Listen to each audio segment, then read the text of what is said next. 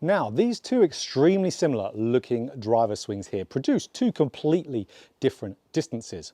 And one of them I was trying to swing as fast as I could with my arms to really pick up some speed. And the other swing, I was trying to swing as slow as I could with my arms. And the one that was always further was the slower ones. And it'll be the same for you out there as well. If you're trying to swing fast with your arms to pick up distance, it's an absolute killer. So let's talk about why that's the case and hit 3 balls here with each of them and talk about it as we go. So let's do the 3 fast arms first and talk about it, and then do that for the slow. So I'm just measuring these shots. We're measuring total distance here with a little PRGR launch monitor. So really good, really affordable, and it gives really accurate distances for what it is. So let's have a look, as it's just there, just behind the ball. So 3 fast arms, let's have a look. So fast.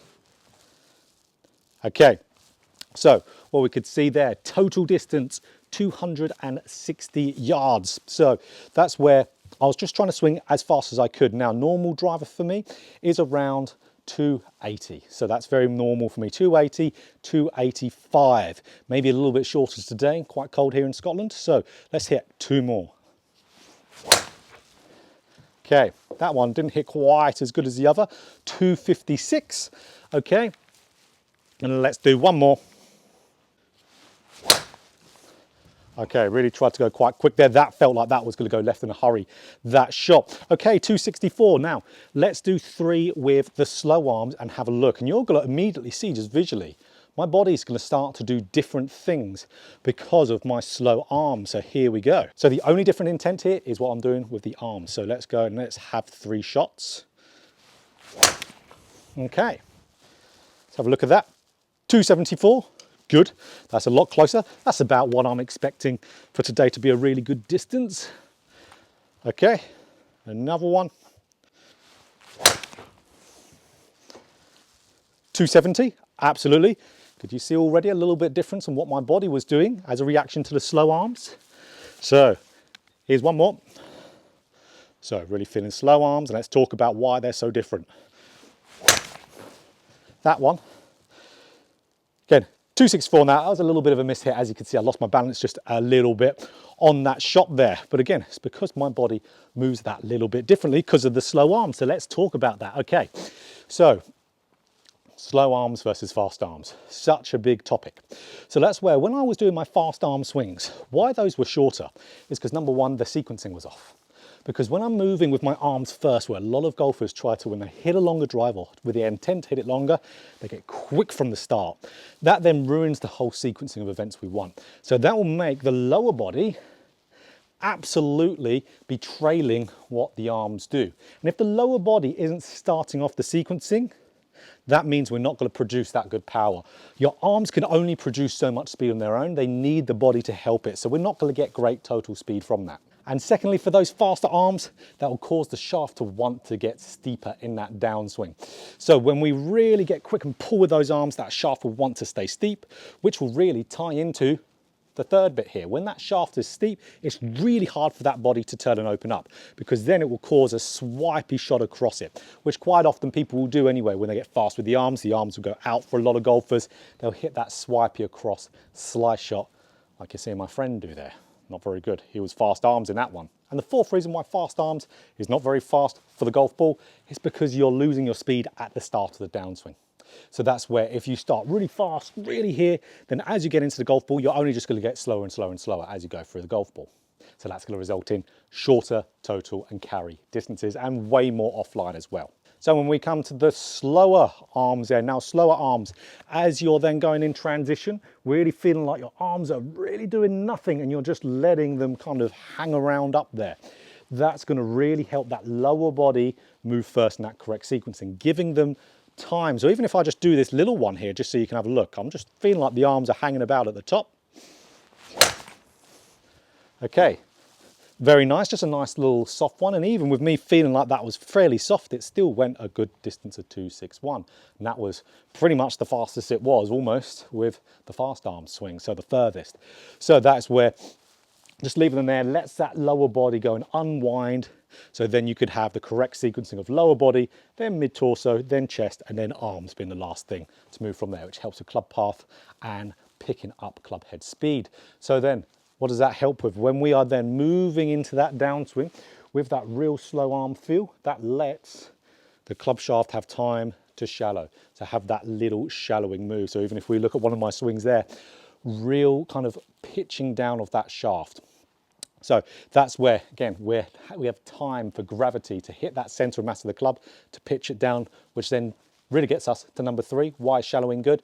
It's not just for hitting on the inside, because you could actually be shallow and out to win. It's just the center of mass pitching back from where it was at the top of the backswing. It enables us, shallow in the shaft, to turn, to keep that rotation going. So it keeps that turn flowing, keeps that turn going. So if we're steep and we turn, we'll get across it, we'll most likely stand up and flip. No power from that. If we shallow it, we'll be incentivized to turn. And the last little bit there, it really helps us get that speed at the right time. We hear so many of the top players talk about this. Justin Rose always talks about it, getting that speed after. And of course, Bryson DeChambeau always talks about it. Feeling like the fastest point of that golf swing is either at the golf ball or just afterwards. You have to have the slowest point to be in transition, and having really slow arms is the way to get that. Because then that kinetic chain that's going through there, that sequencing will make that club accelerate going through that golf ball. So, and that's exactly why here, when I do those slower arms, you could see how different my body was moving, how different it was rotating. I wasn't trying to do it, it was just naturally reacting to that. And that'll be also interesting, 270. Again there, that felt very, very effortless. Now, that little jump up that you see of my swing, that little kind of push back, most of you won't get that from doing this. That's just my golf swing, but it obviously looks a little bit different. That kind of, if I do another one, have a look at that kind of little pushback. Now, there's a little bit of a byproduct, the body moving better because of slow arms. But that's more just because of my cerebral palsy, which I'll talk about a lot on my channel now. That's where my left side's quite tight. It's not as strong as it could be because of my disability. And I push a lot out of the ground to my body naturally to try and create some speed. As we can see there, 274, which is great. That was about what the furthest one there. And it was really quite a soft and smooth swing. Slow arms is such a key there, gives that body time to turn. Like you can see with every single swing there, my body has a very big difference in rotation. A little bit of a heel strike, but again, not too bad for distance. Just so you can see, before we get into a really good drills and some feels here, let's look at one that is a fast arms. Look how different this looks for the body. Again, it's just really hard to do anything other than just kind of back away and stall at it. You can see there distance-wise, 254. Again, for me, professional golfer, can still produce those speeds with that, but let's say for amateur golfer, if, again, struggling for distance, again, 254, that's great distance for most golfers, but that will probably equate to more mid-handicapped of being around 200 yards, maybe a little bit less. So even though I'm feeling slow with the arms, doesn't necessarily look it though, does it? So that's where, again, it's the intent is where we're going for from here. The intent of the slow arms, they might generally be looking and feeling slower, or let's say feeling slow here, they certainly won't look slower, but they would actually technically be moving faster because the body is going to be propelling them through. So the number one feel I love for this is feeling like those arms are moving in quicksand as we come down. So as we know, quicksand, you don't actually move quick, you're moving very, very, very, very slow. So almost like in slow motion, those arms are just hanging around there whilst that body goes and turns. The rest of the body is moving at a nice speed, but those arms are moving very, very, very slow. So feeling like they're really just hanging up there and really letting yourself sink and turn in. What you'll feel when you start to do that, you'll feel this left arm really start to pin across the chest. Left arm will start to pin across the chest, right arm will want to start to work in, which will really help that shallowing as well. It really influences all these good moves. If you just leave those arms up, make them really slow, really helps with that movement going through there for 272 there. Happy with that.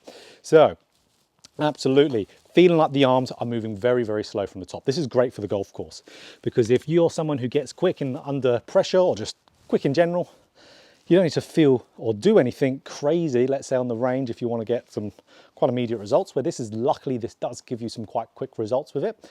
But to really ingrain it, we need to get the range reps in there. So nice and slow with those arms, quicksand, like they're moving really in slow motion from the top. That's our feel. Our drill, don't even need a club. Put the club down. Get your left arm, pin it across your chest. And now this is a separation drill. So now as I'm turning down, I want my lower body and mid-torso to really separate and to really turn there. So that's where I'm taking out arm movement entirely. So this is what we want the body to do without the involvement of the arms.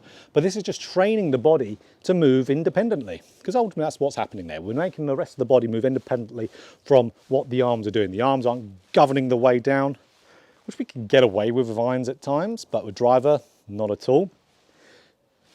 We're just training that sequencing. So if you can do a drill like that, really feel a big stretch up that left side, so it's almost creating that pin. Now, because you felt that body moving in an isolated way, now with that slow feeling, after you've done a bunch of those reps, really have a good go there. My grip is a little bit wet from the ground there. As you can imagine, Scotland is a little bit wet, even in August, like it is of filming this video. So let's hit one here with that slow feeling. I've just done a bunch of those reps. Who knows, maybe we might beat that distance. So let's hit 2, why not? Let's give it a go. So here we go. That club almost slipped out my hands. 270, not bad, not bad. I'd accept that at the moment. Again, I probably need a good, probably 100 balls to get warm up today. Again, it's not the warmest day for August, I'll tell you that for certain. So, like a lot of you may have seen from the Open Championship at Royal Troon, the weather was not good. It's still like that right now, maybe not quite as rainy. But here we go. Let's do one more. I've just done my slow arms and I've done my repetitions of those drills. Oh, doesn't look, oh, it just knocked it off. I have no idea what that would have been, guys. It just knocked it off and now the distance is gone. Felt very good though. Let's guess that was further. Definitely felt it. Absolutely. If you enjoyed this video, click that like button. If you want more golf instruction, just like this, hit the subscribe button, hit that bell button too to be notified every time I put out a video. Oh, and I'm back again. I just turned it back on and it says 282. So that was the furthest one on that last one, just like I felt.